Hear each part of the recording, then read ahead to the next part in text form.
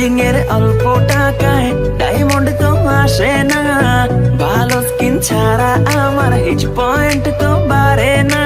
তো এনেমি মারি তবু নুবের মতো মরি, ফ্রি ফায়ার খেলা এখন পড়া মনে থাকে না, কোচিং এর টাকা মাইরা ঘরে থাকতে পারি না, টুর্নামেন্টের চিন্তায় আমি ক্লাস করতে পারি না, ফ্রি ফায়ার খেলতে খেলতে ঘুমাইতে তো পারি না।